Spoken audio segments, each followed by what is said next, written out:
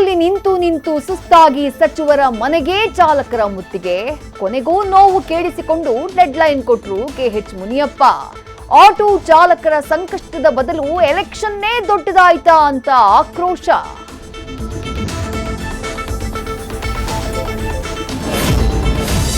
Medical ಕ್ಷೇತ್ರದ ಮೇಲೂ ಯುದ್ಧದ ಕರಾಳ ಛಾಯೆ, ಔಷಧಿಗಳ ಬೆಲೆ 10% ಹೆಚ್ಚಳದ ಭೀತಿ, ಕಚ್ಚಾ ತೈಲ ಬೆಲೆಯೂ ಏರಿಕೆ, ಮತ್ಯಾವೆಲ್ಲ ಕ್ಷೇತ್ರಕ್ಕೆ ಕಾದಿದೆ ಸಂಕಷ್ಟ ಅಂತ ಜನರ ಆತಂಕ.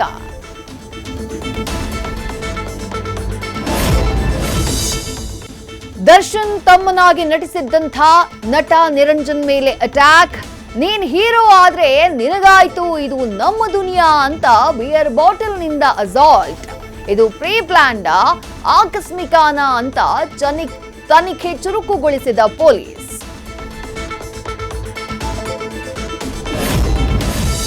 ಹೆಣ್ಣು ಅಂತಾನು ನೋಡದೆ ಮನಸ್ಸೋ ಇಚ್ಛೆ ಥಳಿತ, ಕೂದಲು ಎಳೆದು ಕಾಲ್ನಿಂದ ಒದ್ದು ಹಿಗ್ಗಾಮುಗ್ಗ ಹೊಡಿತ, ವ್ಯಭಿಚಾರದ ಆರೋಪ, ಕಾನೂನು ಕೈ ತಗೊಂಡು ಕ್ರೌರ್ಯ.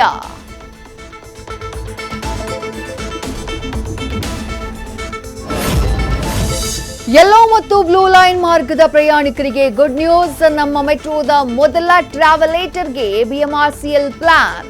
ಸೆಂಟ್ರಲ್ ಸಿಲ್ಕ್ ಬೋರ್ಡ್ ನಿಲ್ದಾಣದಲ್ಲಿ ತಲೆ ಎತ್ತಲಿದೆ ಟ್ರಾವೆಲೇಟರ್ ವಾಕ್ವೇ.